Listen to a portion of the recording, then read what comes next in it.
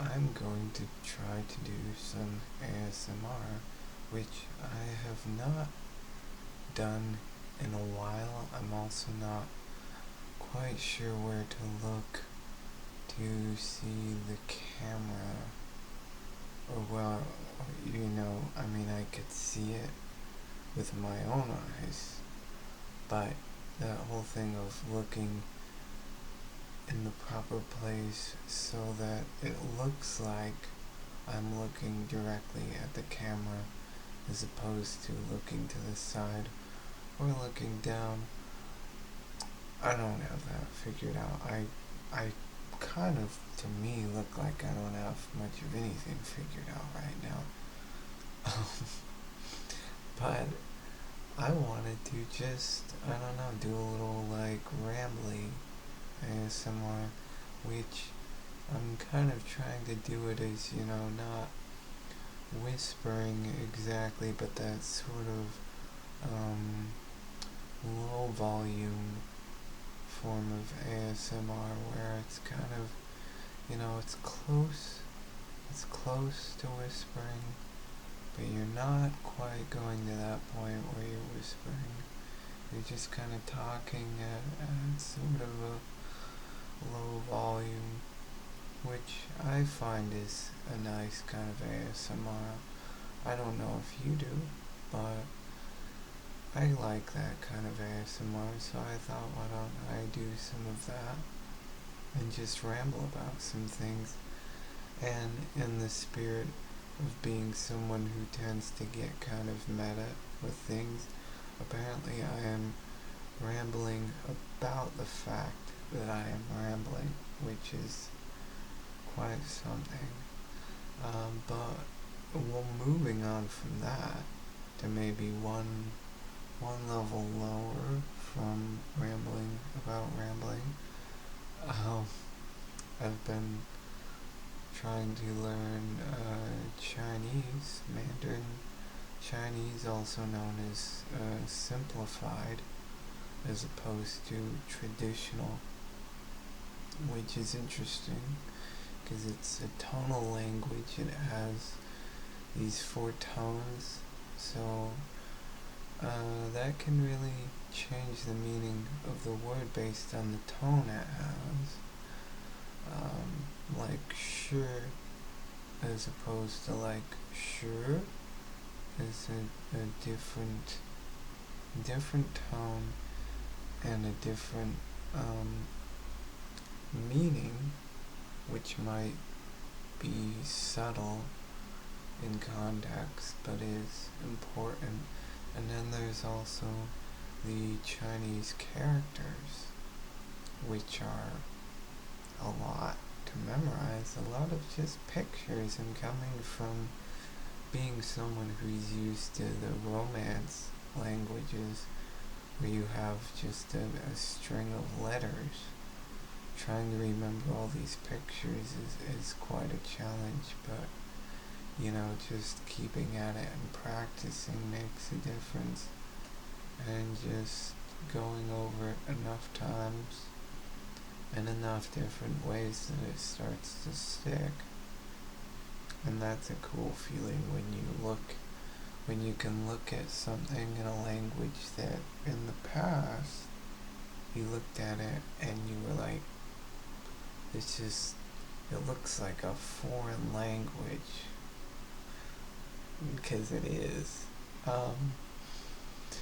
And then eventually you get to a point where some of it just looks familiar, and it starts to stop being a foreign language and just becomes a language that you have some level of familiarity with.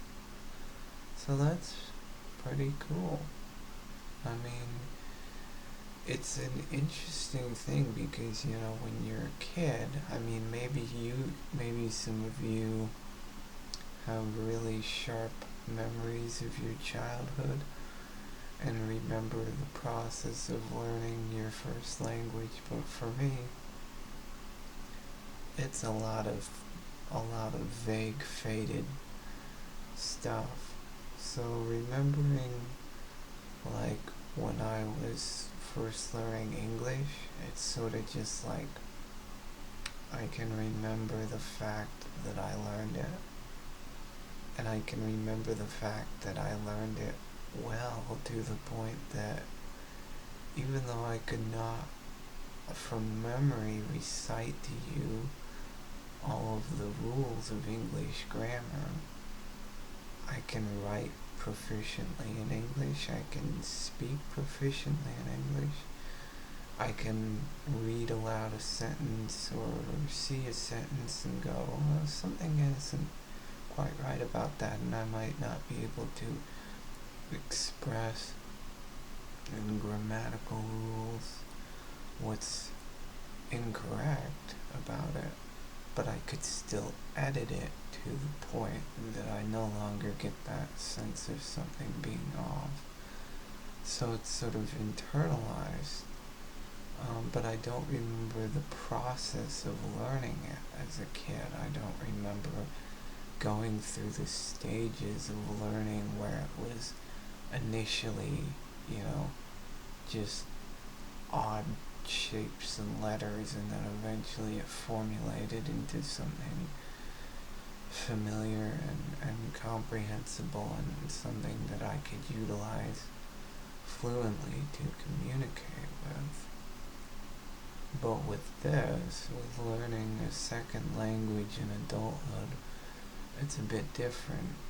I still have some conscious memory of when I didn't know any Chinese characters, although even some of that fades to where it just sort of becomes replaced by this understanding of like, well, I know some of it now.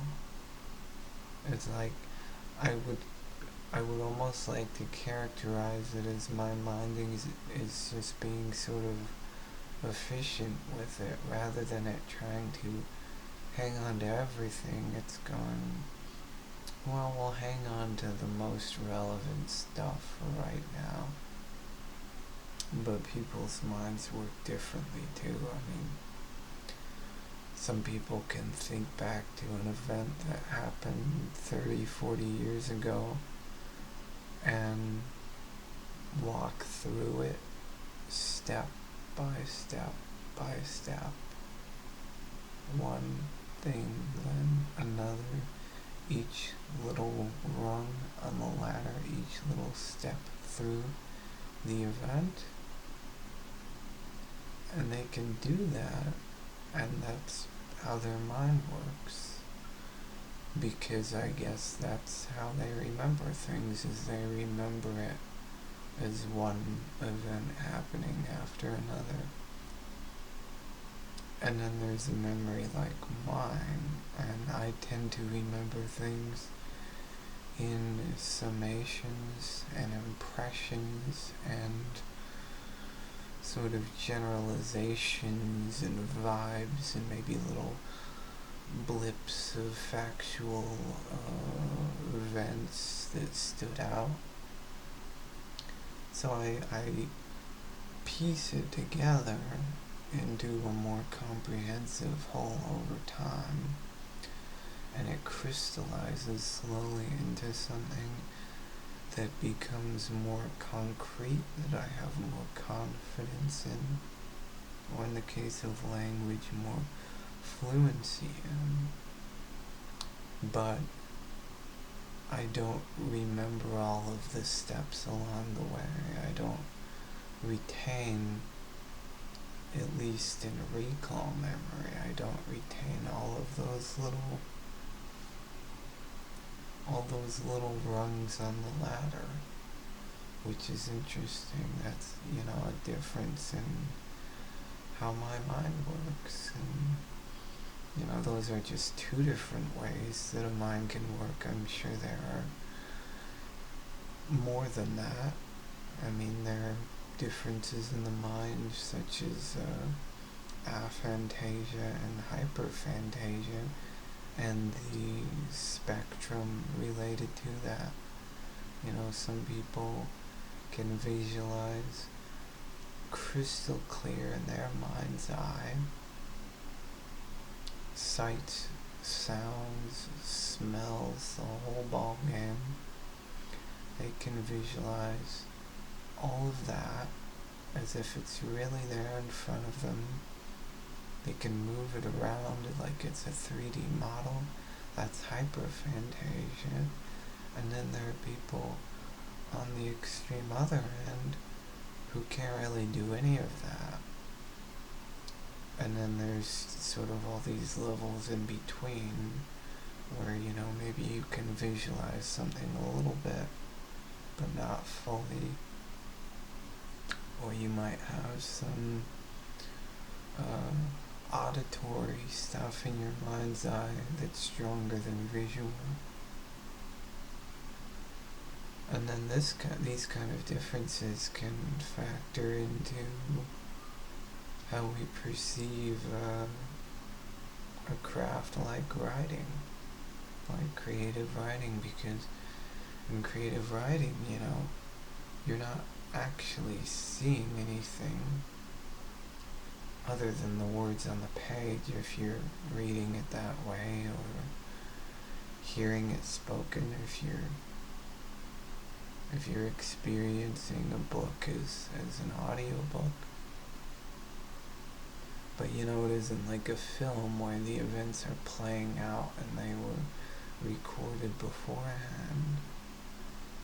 So with writing, we have a thing like hyperphantasia and aphantasia and everywhere in between.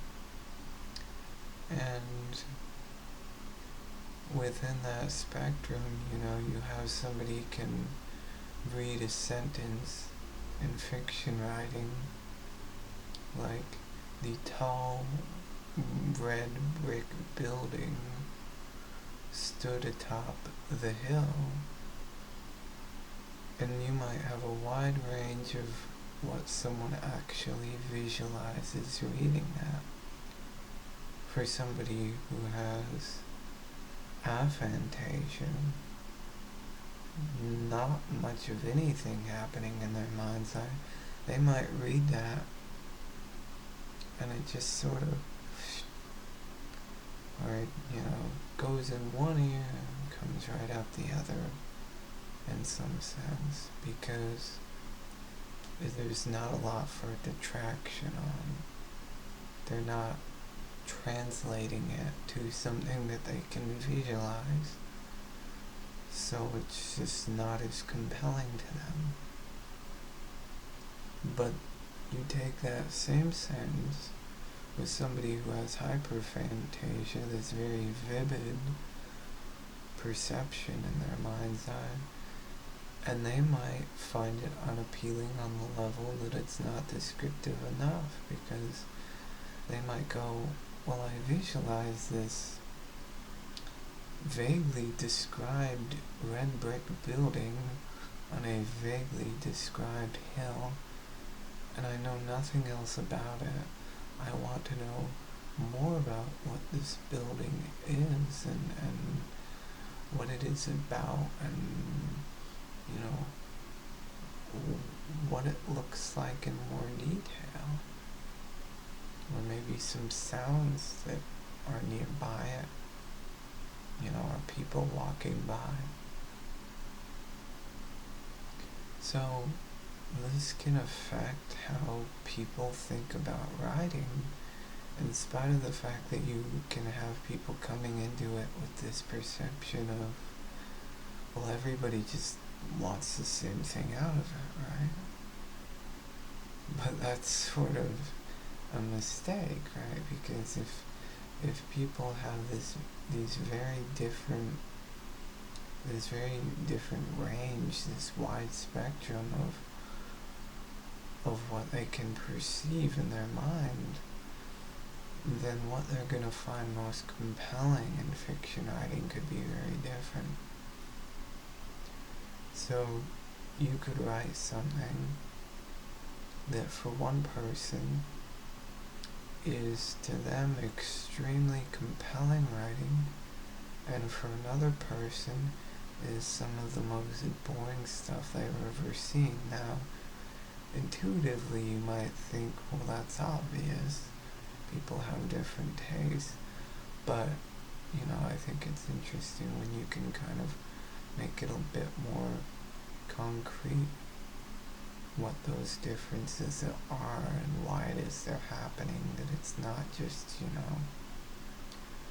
it's not something necessarily out of reach to understand in every way, that you can maybe pin some of it down, that it's not just this nebulous thing of people have different perceptions, but what actually are those differences in perceptions, and why does one person take this one thing away from it, and why does another take this other thing away from it? If you're not a writer, you might be like, well, what difference does it make? Because then it's not all that relevant to you, but even as a reader, it could be useful to know, because then you can have a more specific understanding of what kind of books to seek out, and what kind of writing styles to seek out that you find most compelling. And then you can say, okay, well, I'll give this thing a chance, even though it doesn't align with what I think I'll like, but if it happens to not work, then I know that it's not because, there's something missing and something wrong with me, that I'm not able to understand why these other people like it. It's just that my perception and my engagement with it is different. And there's nothing, wrong with that. There's nothing wrong with you. It's just being understanding of the differences in people, and I don't know, I find that compelling, which I think I've now rambled on about for probably the majority of the time here. Which is, I don't know how to feel about that, or any of this. I mean, feelings are certainly a thing I could ramble on about for some time probably, but this is already fairly long. I hope that if you have stumbled upon this, that you got something out of this. I haven't really done ASMR in a long time, and usually when I have, it's been more focused on sort of being silly and making jokes and turning it almost into an impromptu sketch of sorts, but I wanted to try something a little more open-ended and just informal and just, I don't know, because, I haven't done it in a long time. I haven't posted something here in a long time, and I don't want perceptions or expectations in my own head of needing to meet some invisible standard to prevent myself from sharing anything, No harm in adding this into the mix, and if you get something out of it, then great, and if you don't, then that's okay too. Like I said, theme here. We come at these things from different places, and we want different things out of them. And that's alright. It's alright, and I'm alright, and you're alright. And I hope that you have a wonderful life if we never exchange perception again, which is a feels like a very strange way to put things, but anyway, the point is, and how I'm over phrasing this ending to a video is, have a happy and healthy life. And if I see you again here, or rather you see me, I might only see you via comments if you ever post that, but if you see me again, then, still I hope you have a happy and healthy life. And then maybe I'd say it again at some point, but, I don't know what I'm saying. There's a reason we call this a ramble, isn't there? Because we don't really know where we're going with it, or when it ends.